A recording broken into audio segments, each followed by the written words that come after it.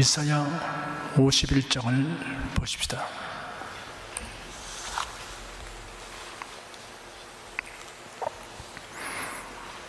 1절, 2절, 2절을 다 같이 읽겠습니다. 의를 쫓으며 여호와를 치어 구하는 너희는 나를 들을지어다. 너희를 뜨는 반석과 너희를 파는 우묵한 구덩이를 생하여 보라.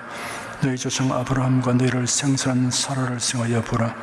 아브라함이 혈을 단신으로 있을 때 내가 부르고 그에게 복을 주어 창성케 하였느니라. 바벨론 포로 생활의 고통 속에서 하나님을 경외하며 고국을 그리워하는 소수의 경건한 유다 백성들을 위로하며 구원을 약속하는 예언입니다. 하나님께서 구원하시려고 하는 대상은 누구입니까? 의를 쫓으며 여호와를 찾아 구하는 자입니다. 의를 따르는 것과 여호와를 찾는 것은 하나입니다. 의로우신 하나님을 경외하여 믿음과 순종으로 살아가는 것을 의미합니다. 의를 따르며 여호와를 찾는 자가 항상 상기해야 할 것이 있습니다. 너희를 뜨는 반석과 너희를 파낸 오목한 구덩이를 생각하여 보라. 너희 조상 아브라함과 너희를 생산한 사라를 생각해 보라 하였습니다. 아브라함과 사라가 어떻게 하여 선민의 조상이 되었는가를 생각해 보라고 하였습니다. 혈통과 가문이나 사회적 지위와 능력이 출중하기 때문이 아니었습니다. 하나님의 주권적 선택과 은혜로 불러내어 복을 주시고 창성하게 된 것을 생각하라는 말씀인 것입니다. 이 말씀에서 여러분이 오버랩되는 것을 보아야 합니다. 어떤 화면 위에 다른 화면이 겹치면서 먼저 화면이 차차 사라지는 것을 오버랩이라고 합니다. 우리가 하나님의 자녀로 거듭난 그리스도인이 된 것은 전적으로 하나님의 은혜로 말미암은 것입니다. 우리의 자기나 공로로 된 것이 아닙니다. 그래서 아브라함 이야기를 읽으면서 바로 내 이야기구나, 이렇게 우리가 이 말씀을 깨닫게 되는 것입니다. 하나님께서 우리를 아무 자격도 공로도 없고 오히려 멸망받아야 마땅한 죄인인데 웬 말인 지었는지 택하여 부르시고 믿음을 주고 구원해 주어서 하늘의 영광을 바라보며 살게 주셨나, 그것을 항상 생각하는 것입니다. 생성을 하면서 내 공로로 내 힘으로 하나님께 무슨 큰 도움을 준다고 하는 착각에 빠진 일은 결코 없어야 됩니다. 모든 것이 다 주께로부터 온 것이고 하나님의 은혜로 된 것이고, 그래서 낮아진 마음, 깨어진 마음으로 겸손하게 하나님을 섬겨야 하는 것입니다. 3절 한 절 읽겠습니다. 대저나 여호와가 시온을 위로하되 그 모든 황폐한 곳을 위로하여 그 광야로 에덴 같고 그 사막으로 여호와의 동산 같게 하였나니 그 가운데 기뻐함과 즐거움과 감사함과 창화하는 소리가 있으리라. 이스라엘에 대한 가장 큰 위로는 포로 귀환과 예루살렘 재건입니다. 선지자가 예언한 그 말씀을 그들이 들었다면 그 마음에 기쁨과 소망이 충만하게 됐을 것입니다. 포로된 데서 자유로운다는 것은 그들은 상상할 수 없는 일이었습니다. 더욱이 고국에 돌아가서 성전을 재건하고 예루살렘 성을 다시 세운다는 건 꿈 같은 얘기입니다. 그런데 그 소식을 들었습니다. 예언자를 통해서 선포된 말씀을 받았습니다. 그랬을 때 그 마음속의 기쁨과 소망이 충만하게 되는 것입니다. 성도들에 대한 가장 큰 위로는 부활과 천국입니다. 너희는 마음에 근심하지 말라. 하나님을 믿으니 또 나를 믿으라. 내 아버지 집에 거할 곳이 많도다. 그렇지 않으면 너에게 일렀으리라. 내가 너희를 위하여 처소를 예비하러 가노니 가서 너희를 위하여 처소를 예비하면 내가 다시 와서 너희를 내게로 영접하여 나 있는 곳에 너희도 있게 하리라. 예수의 이 말씀은 성도들에게 놀라운 위로와 소망을 줍니다. 하나님이 주신 언약, 연의 말씀, 이 말씀을 통해서 여러분께서 기쁨과 소망이 항상 넘치는 생활을 하게 되기를 축원합니다. 4절 5절 2절 읽겠습니다. 내 백성이여 내게 주의하라. 내 나라여 내게 귀를 기울이라. 이런 율법이 내게서부터 발할 것이니라. 내가 내 공의를 만민의 빛으로 세우리라. 내 의가 가깝고 내 구원이 나가선지라. 내 팔이 만민을 심판하리니 섬들이 나를 앙망하여 내 팔에 의지하리라. 하나님의 백성은 하나님 말씀에 귀를 기울여야 합니다. 구원과 심판에 관한 소식은 하나님께로부터 나오고 만민에게 선포될 것입니다. 하나님의 의는 가까이 있고 하나님의 구원은 이미 베풀어졌습니다. 이에 관해서 로마서 10장에 기록되기를 믿음으로 말미암는 의인은 이같이 말하되 네 마음에 누가 하늘에 올라가게 되냐 하지 말라 하니 올라가게 되냐 함은 그리스도를 모셔 내리려는 것이요 홍도가 음부에 내려가게 되냐 하지 말라 하니 내려가게 되냐 하면 그리스도를 죽은 자 가운데서 모셔 올리려는 것이라. 그럼 무엇을 말하느냐? 말씀이 네게 가까워 내 입에 있으며 네 마음에 있다 하였으니 곧 우리가 전파하는 믿음의 말씀이라. 네가 만일 네 입으로 예수를 주로 시인하며 또 하나님께서 그를 죽은 자 가운데서 살리신 것을 네 마음에 믿으면 구원을 얻으리니 사람의 마음으로 믿어 의에 이르고 입으로 시인하여 구원에 이르느니라 하였습니다. 모세를 통해 주신 율법을 그대로 다 행한다면 의롭게 되지만 행할 수 있는 사람은 하나도 없습니다. 율법이 말한다는 모든 율법을 다 지키다가 하나에 그치면 모든 율법을 다 지키지 않은 것으로 간주된다는 것입니다. 100가지 율법 가운데 99개를 다 지켰다. 그럼 1개 정도는 그 정도쯤은 용납해 줄 만하다. 이렇게 판단되는 것이 아니고 99가지를 다 지켰는데 1가지를 어기면 100가지 모두 다 어긴 것이다. 이렇게 된 것입니다. 그러니 율법으로 의롭다함을 얻을 육체는 없습니다. 오직 믿음으로 의롭다는 길 외에는 우리에게는 희망이 없습니다. 그런데 하나님께서 우리에게 믿음으로 의롭게 되는 길을 주셨습니다. 그것은 그 길이 멀고 어려운 것이 아닙니다. 그리스도를 영접하면 됩니다. 그리스도를 영접하기 위해서 그리스도를 만나야 되겠는데 어디서 만나느냐? 그리스도를 영접하기 위해 하늘이나 음부로 가서 그리스도를 모셔오라는 것이 아닙니다. 말씀에 계시된 그리스도를 믿으라는 것입니다. 성경에 예수님에 대한 이야기라고 했습니다. 성경에서는 예수를 만납니다. 그리스도를 이 세상에 오시게 한 것이나 죽음에서 부활하게 한 것은 인간의 힘과 노력으로 된 것이 아닙니다. 이는 하나님께서 하신 것이며 우리는 이를 받아들이기만 하면 됩니다. 이것이 곧 복음입니다.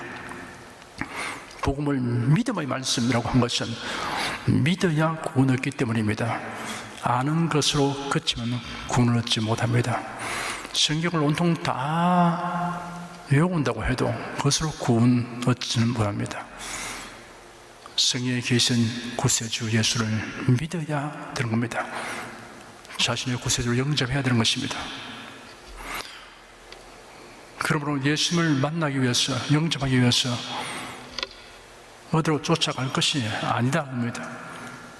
놀랍게도 하나님께서 이것을 기록해서 성경에서, 말씀에서 우리가 그리스도를 만나게 하여 주시고 믿음으로써 영접하게 해 주신 것입니다.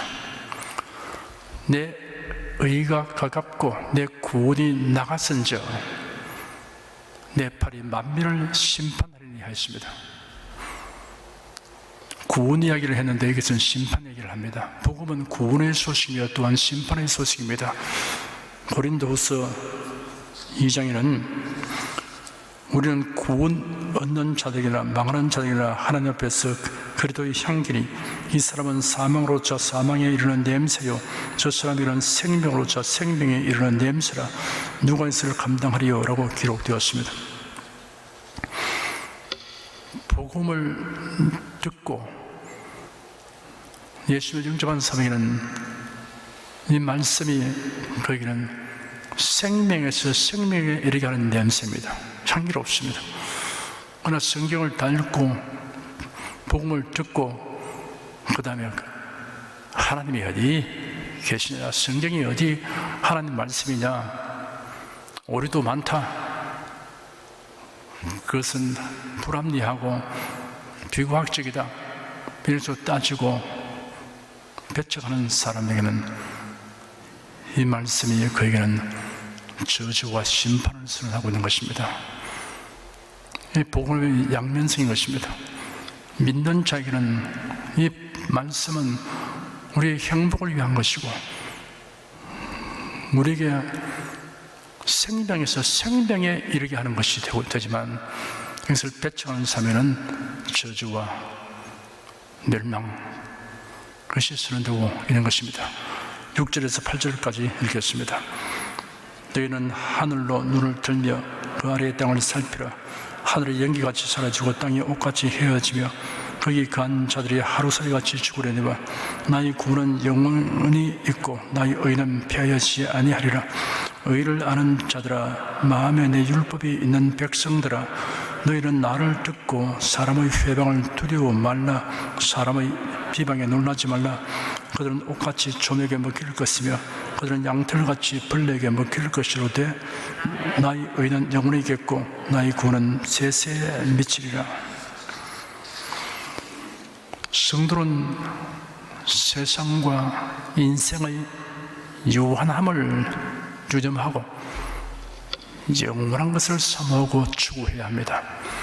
이 세상은 유한합니다.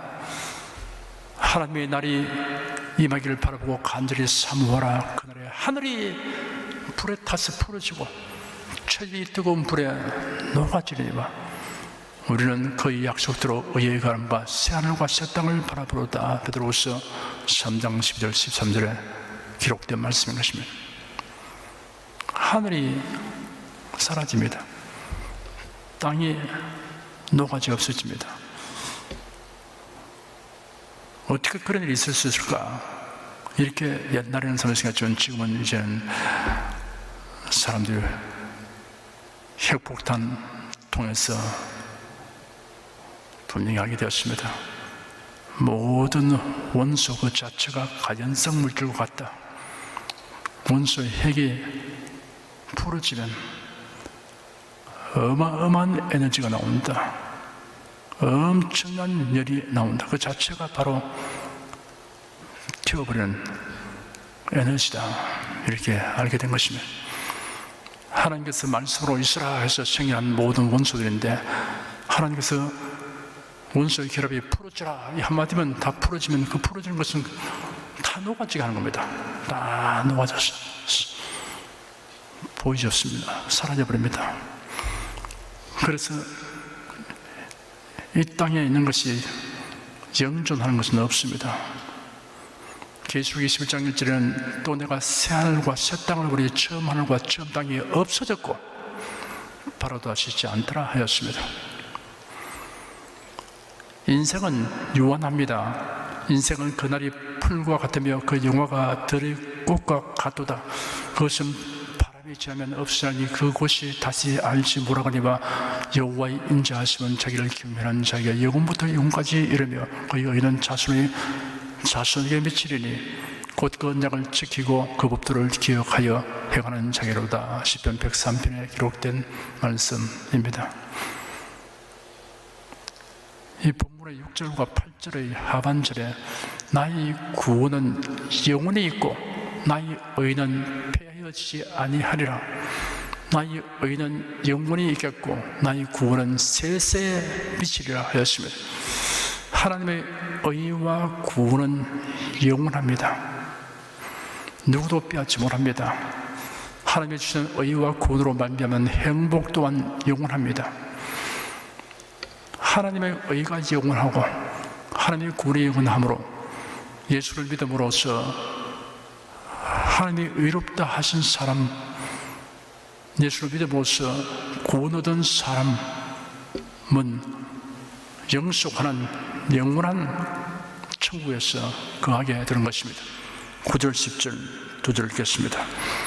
여호와의 팔이여 깨소서 깨소서 능력을 베푸소서 옛날 옛시대에 깨신 것 같이 하소서. 라합을 점이시고 용을 찌르신 이가 어찌 죽어 아니으며 바다를 넓고 깊은 물을 말리시고 바다 깊은 곳에 길을 내어 구수오던 잘로 건너게 하신 이가 어찌 죽어 아니시니까.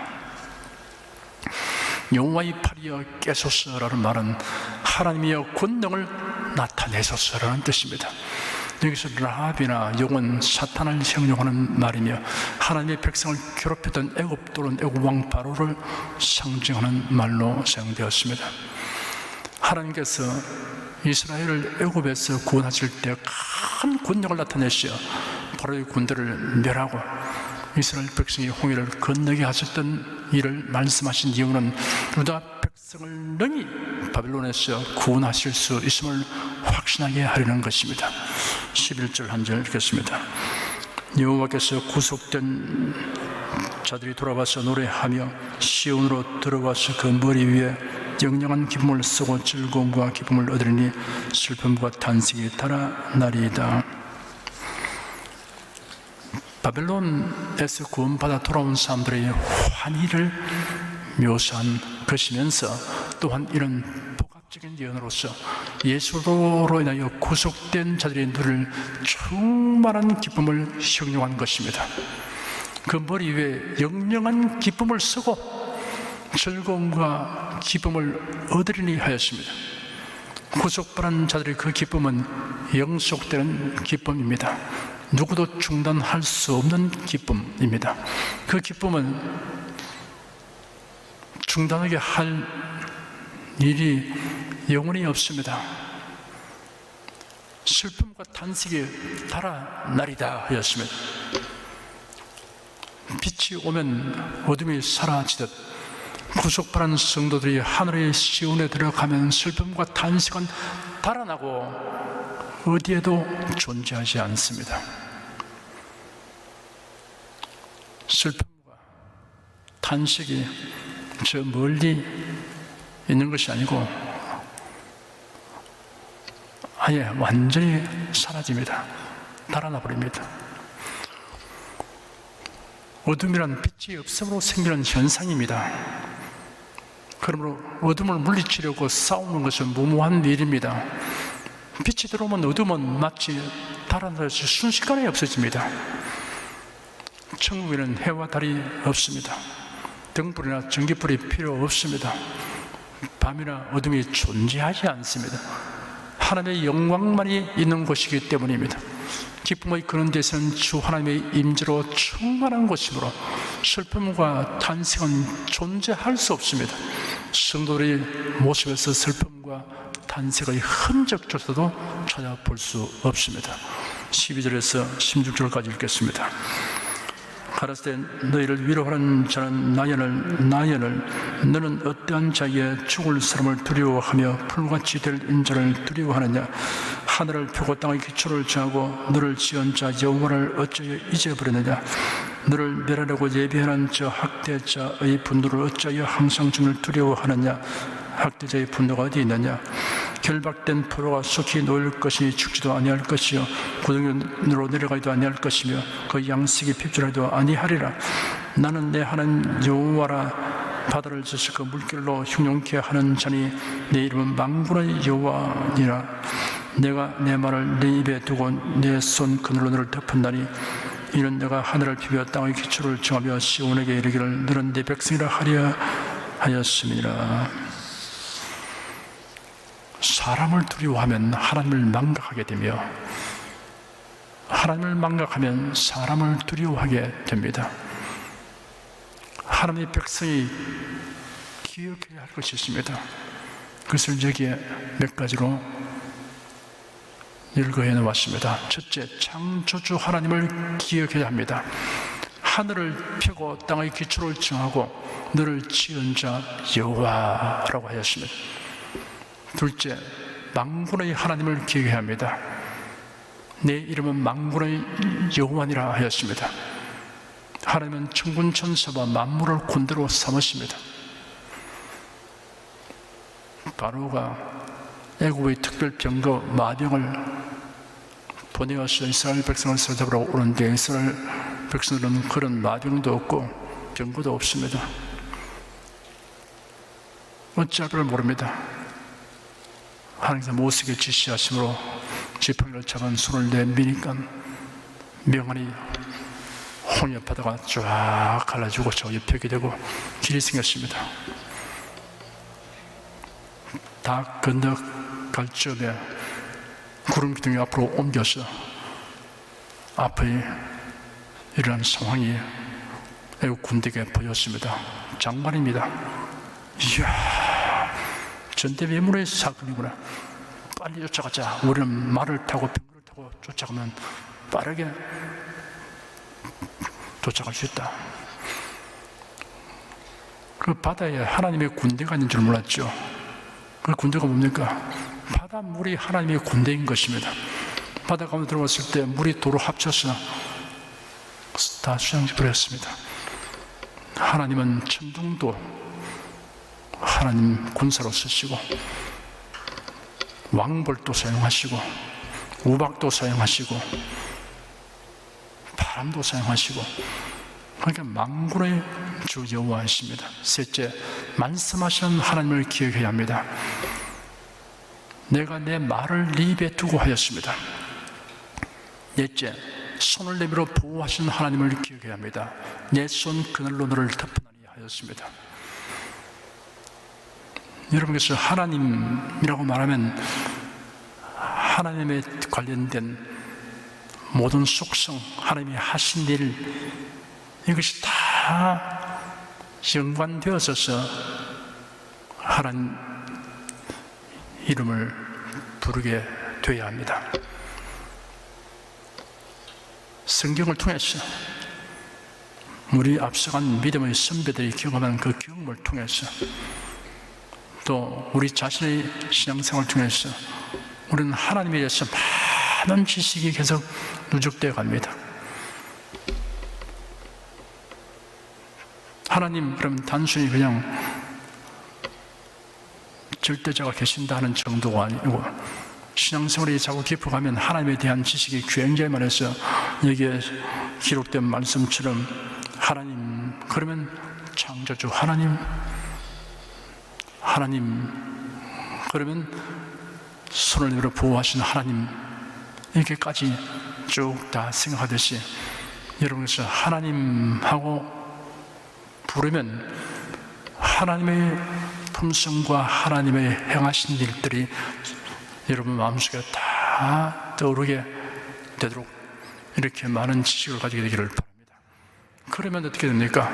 어떤 상황이 놓였을 때 우리는 그 현상만 바라보고 그 문제만 자꾸 집착을 하면 그것이 점점 더 확대 해석되어지고 우리 마음을 짓누릅니다. 고민과 고통 속으로 끌려 들어갑니다.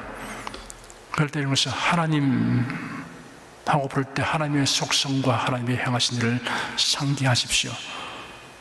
그러면 그런 문제들이 아무것도 아니다. 하나님은 천지 만물을 지으시고 하나님은 모든 방법을 다 가지고 있다. 하나님의 군대는 어딘지 있다. 하나님의 손길로서 나를 붙들어 주신다. 하나님은 내게 끊임없이 그 약속의 말씀 나에게 이루어 주신다. 이런 것을 생각하면서 그 모든 현실적인 상황과 문제를 바르게 분별하고 판단하게 되고 대응하게 되어야 할 것입니다. 17절부터 23절까지 읽겠습니다. 여호와의 손에서 그 분노의 잔을 마신 예루살렘이여 깰지어다 일어설지어다. 네가 이미 비틀거름치게 하는 큰 잔을 마셨다 하였도다.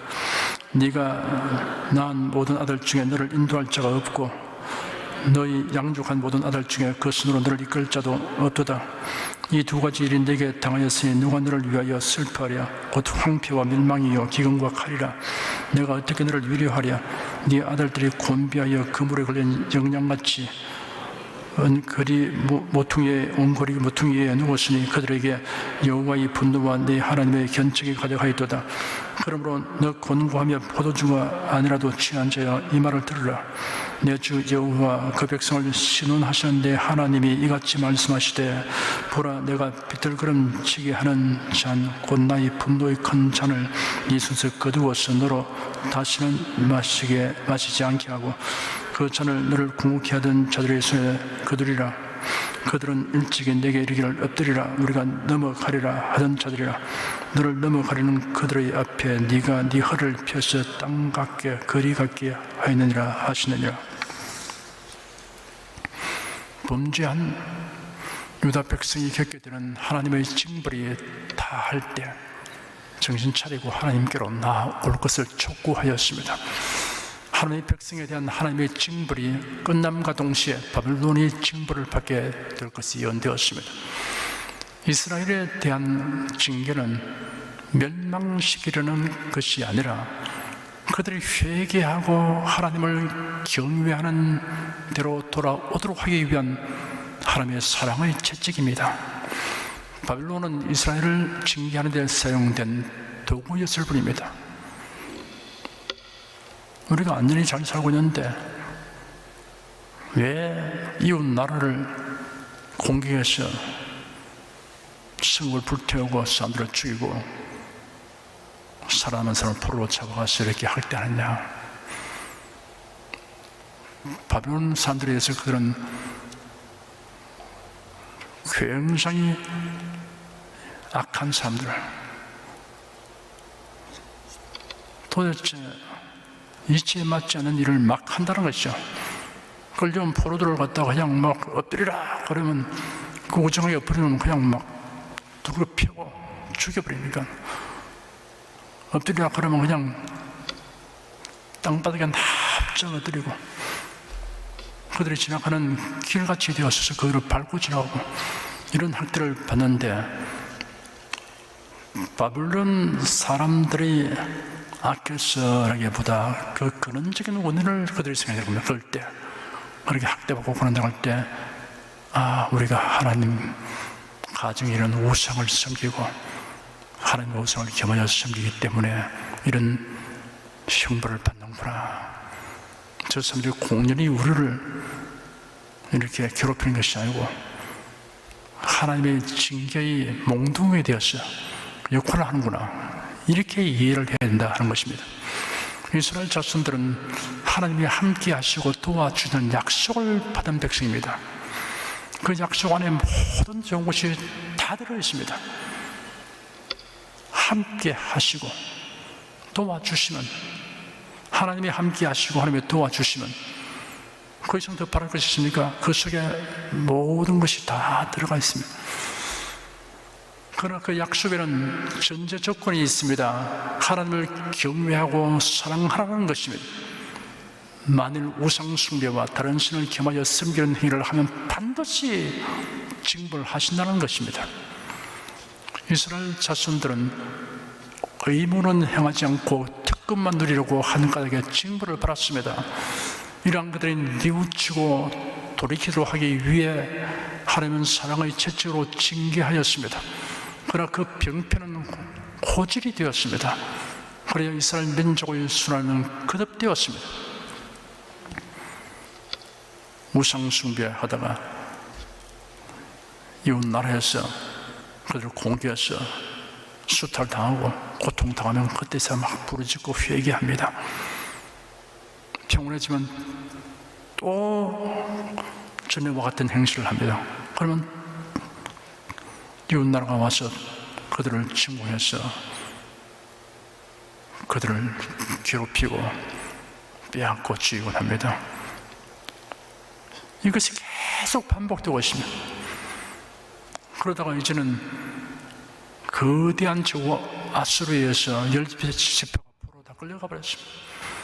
그걸 보고도 유다와 베냐민 지파들이 각성하지 않고 우상 숭배하다가 이번엔 바벨론에 포로되어 갔습니다. 그들은 우상 숭배라는 배도 행위를 심각하게 생각하지 않았습니다. 이것이 가장 큰 문제였습니다. 하나님 앞에 온전할 수는 없죠. 그러나 하나님께서 그냥 가볍게 꾸짖고 징계할 일이 있고, 하나님께서 노하셔 진노하여 징벌하는 경우가 있고, 그 차이를 알아야 됩니다. 나 외에 다른 신을 네게 두게 하지 말라, 우상을 만들어 쓰지 말라. 이 법은 가장 하나님이 강하게 다루는 법인 것입니다. 오늘날 교회의 현실은 자신이 속한 교회나 교단이 저지르는 배도 행위에 대하여 심각성을 느끼지 않는 신들이 너무나 많다는 것입니다. 심히 안타깝고 슬픈 일입니다.